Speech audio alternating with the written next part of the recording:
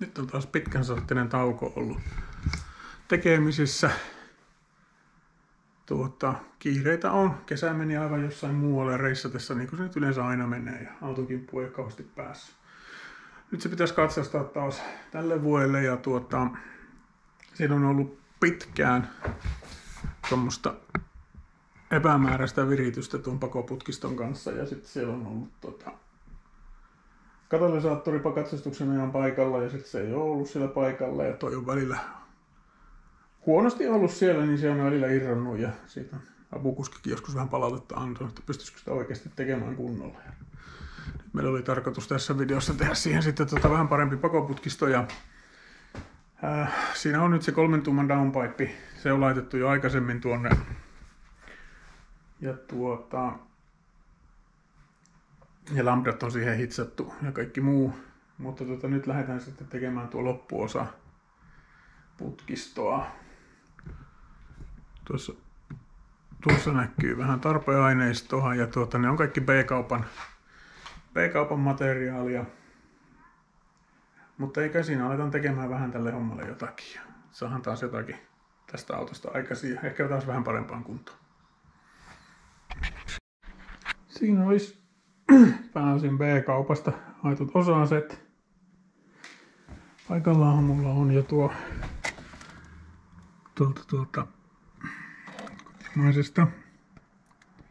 kotimaisen valmistaja, joka tekee näihin pakoputkistoja paljon, niin downpipe 3 tuumainen, mutta siihen on sitten tuossa se auton oma laajakaistan anturin nippa, niin siihen hitsattiin laajakaistaa varten. Sitten mulla tuolla auton alla on yksi rosterivaimen, niin ehkä se on parempi mennä katsomaan tuonne auton alle. Eli mikä meillä on tämä homman nimi.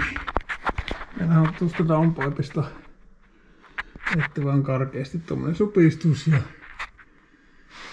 2,5 tuumasta on loppu. Tuolla on tuo yksi olemassa oleva rosterivaimen, puretaanpa tuo putkisto tuosta nyt pois, ja mukavinta olisi, jos sen katalysaattorin tämän suoran, niin saisi tuonne ylöspäin ja kävi se sitten laskeutuisi alas. Mutta tuossa on tuo palkki, johon se nytkin jo vähän kolisee, ja jos se oikein paljon alemmas laskee, niin mulla ottaa kynnykseen kiinni tuossa sitten. Että kun olisi hitsauskone, tai siis rosteria hitsaava kamppeet, kaasut, arkonihan se lähinnä on, ja lanka, niin tuohon olisi mukava tehdä mutkat, se kävisi tuolla lähempänä, kulkisi tuolla lähempänä pohjaa, mutta kun se tuossa tuntuu joka tapauksessa tulemaan alas tuosta paakin kohdalta. Puretaan pois. Sitten se alkaa hahmottua, sovittaa tuohon sitä katalysaattoria ja katsoo, miten se istuu siinä. Siinä meillä nyt olisi sommiteltuna putkisto. Eli tuolta päästä meillä on siellä se 3 tuuman downpipe klemmareilla kiinni.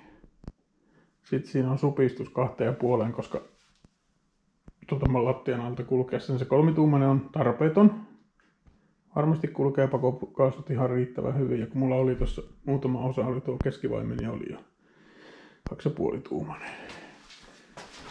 Tuossa tuo keskivaimen, niin siinä on eri kohdissa, niin kallistelemalla pystyy säätämään pikkusen niin sitten tässä lopussa, että miten se korkeus menee, että tuo varmasti kierretään akselin. Samallahan sillä siirtyy, saa tätä sivuttaissuuntaistakin vähän laitettua. Toi tulee sinne sitten perään. Näin kun on molemmat naaraita, niin tänne täytyy tehdä tämmönen, tästä katsoa sopivan lyhyt pätkä, passata se tuon takapuskurin ulostulon kanssa, että se tulee sieltä sopivaan kohtaan, ei jää liian kauas taakse, eikä tule ulos sieltä. Ja sitten täällä on pappamutkan tekele, eli tuossa leikataan sitten niin kuin suoraan noin jostain tuosta, että se kääntää pakokaasut alas. Mulla joskus siellä oli suora pönttö, ja sehän sulattaa mua pakoputkiston, tuon takapuskurin. Ja on se vähän tyylitellymän näköinen, jos siinä on tommonen putki, joka on alaspäin. Tosiaan toihan täytyy leikata nätisti 15 sillä lailla. Niin se saa jäädä. Eihän tää niin kuin Piilteeman tavaroista niin hirveän paljon halvemmaksi tuu, kun olisi tilannut yhdestä kotimaisesta firmasta, joka näitä tekee rosterista. Mutta mulla on sieltä downpipe.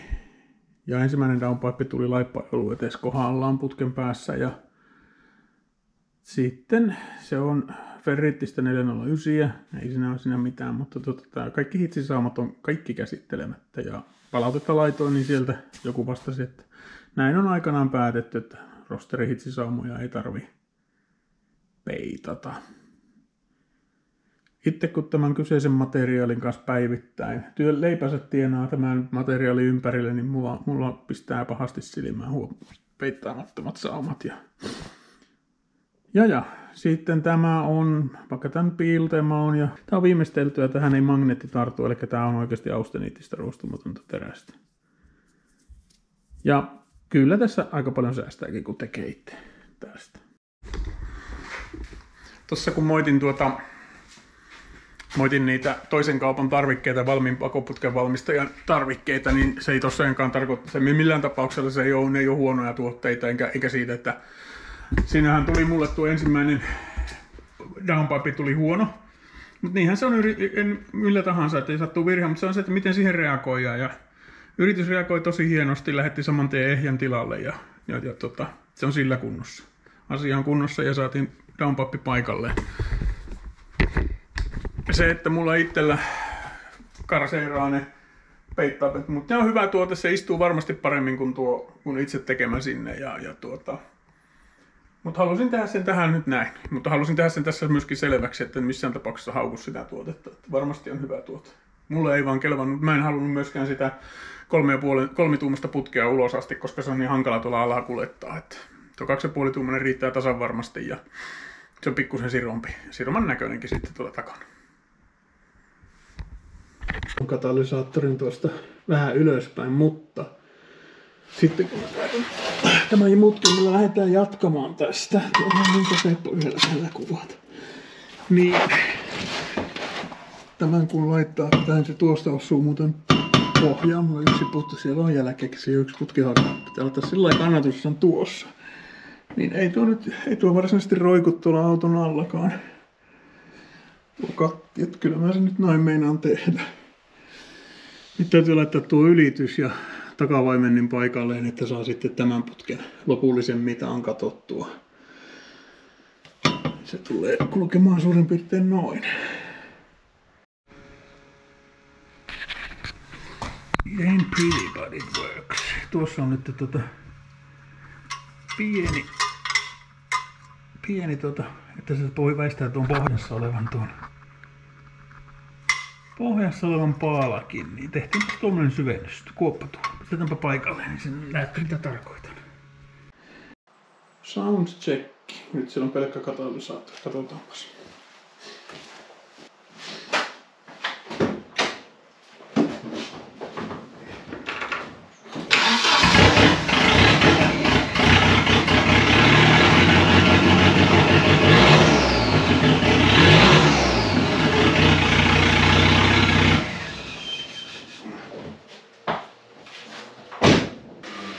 Tuolkattiin ei ääniä vain. Sarjassamme Is It Stupid If It Works osa 2. Joten mulla on jo myös rosteria hitsattua, niin me pistin noilla rosteriklemmoreilla tuon rosterikierretangon tuohon kannattimeen. Nyt mulla on siinä kannatin. Tuolla näkyy vaihteista kannattimen alapäästä murtunut molemmat korvakkeet. On se siellä pysynyt. Mulla tulee se ehjäkin jossakin, mutta joku ei ole saanut aikaiseksi laitettu. Ja tuolla se on se mysteerikilinä, mikä minua kiusasi vaikka kuinka kauan. Se on tuo peltilevy tuolla. Pyörii kardaanin mukana tuossa tuolla Akerin suojapelti. Pitäisi käyttää kardaani pois ja ottaa se levy pois tai katsoa, että miten se siellä oikeasti pitäisi olla.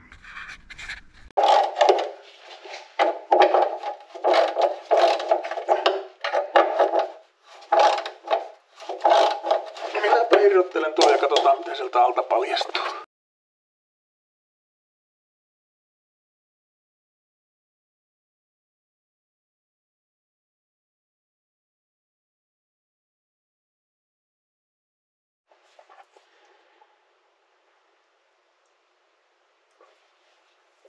kohtalaisen siistiä. Tuohon saa ihan pohjamaat. Tuohon vähän hapotettaa ja ei sitä kannata missään tapauksessa. Ei, ja terve pohjahan tuolla. Kun se nyt pesty ja putsattu, annetaan se vähän kuivahtaa. Ja hapotukset ja kuivatukset ja pohjamaali epoksi ja massa. Niin tämä harrasteauto kestää minun harrasteelämän sen jälkeen. Ja eihän se kukaan sitä koskaan tule näkemään, kun se on tuolla. Olisiko se sitten, että hyvä pohja, parempi mieli itse tekijällä.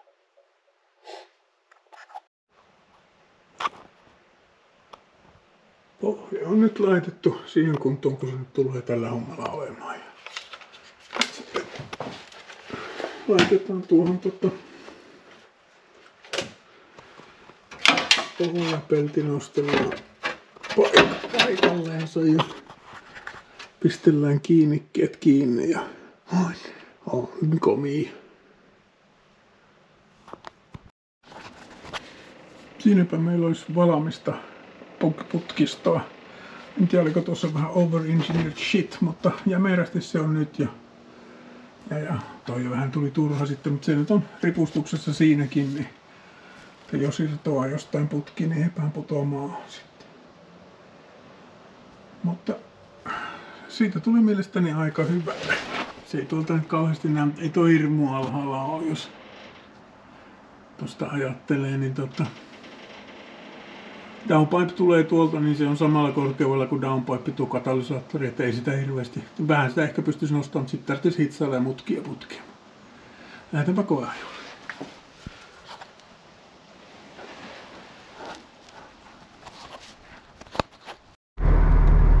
Ei se tässä ajaessa tietenkään kuulu, mutta ei tää ajaessakaan ole huono.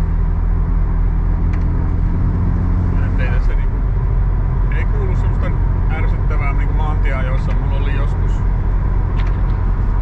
joku auto, siinä oli niin se tämmöisessä maantieajossa se rupesi soimaan se jymisemään, mutta tää nyt on ihan rauhallinen ääniltänsä.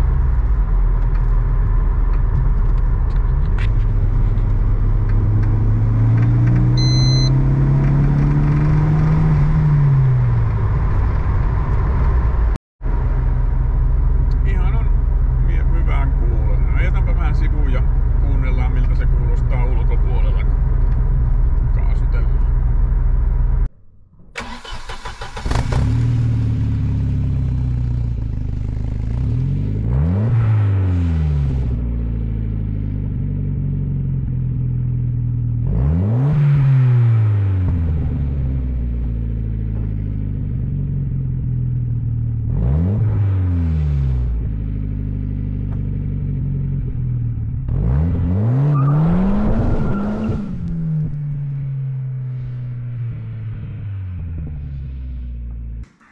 Olisikohan se tämän videon loppu siinä. Pakoputkisto saatiin tehtyä. Auto katsastettua, menee heittämällä noilla P-kaupan, mikähän se nyt tuote oli nimeltään, 200-kennonen urheiluautoihin. Siellä on myös kilpa-autoihin, mutta tämä ei ollut se kilpa-autoihin, vaan tämä oli se urheiluautoihin kuuluva versio. Ja se on sen verran ylhäällä nyt, että noilla mun aikaisemmilla virityksillä, mitä mä tuossa äsken näytinkin, näitä erinäköistä roinaa, mitä täällä on ollut kiinni pakoputkistona, ja ne on ollut vähän erinäköisillä ripustuksilla ja kötöstyksillä siellä kiinni, niin se otti tuohon mun autotallin kynnykseen kiinni. Niin se on kuitenkin, vaikka se ehkä noissa videoissa näyttää enemmänkin, onko ne kuvissa?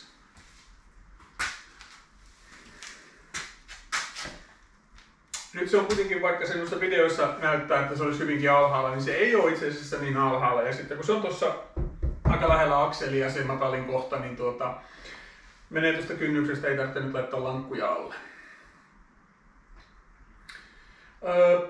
Tämä mun versio oli proto, tämä tehtiin niin tästä autotallissa, että sain auton liikkeelle ja katsastettua. Eli sehän niin kuin tuossa kuvissakin nähtiin, se on tehty pätkistä lemmareilla ja muilla. Samaan aikaan, tai itse asiassa muutama pikkusen perässä, niin kaverille tehtiin täsmälleen samanlainen, se käytti tikkaamassa osat kiinni, eli sillä tuli katalysaattori, se supistus tikattua kiinni ja sen jälkeen V-bandi Ja tuo takavaimentimen paikkaa tehtiin fiksummasti, lyhennettiin sieltä putkia, että se tuli siihen alkuperäisen paikalle. Mulla se tuli aika taakse. Sinne saatiin sitten rosterikirjetangosta hitsaamalla nuo kunnolliset kannakkeet noihin Volvon alkuperäisiin kannakkeisiin ja kiinnittimiin. Niin siitä tuli niinku Pro-versio ja tämä oli Proto. Mutta sehän ei tarkoita, etteikö tämänkin voi jossakin vaiheessa ruota irti, ja jos haluaa käyttää tikattavana, niin tikataan kiinni. Mulla on tuo mikki, mutta kun niin tuossa taisin videollakin sanoa, että kun ei ole argonia, niin se on turha alkaa turraamaan mitään. Eikä argon pulloa kannata ostaa sen takia. Mutta olisikohan se siinä sitten, mitä tässä saatiin aikaiseksi. Tuossa ehkä vähän teaserinä seuraavaksi. Täällä on tämmöistä auton kotimaan Ruotsin lipun väristä osaa, jota aletaan sitten laitteleen kiinni.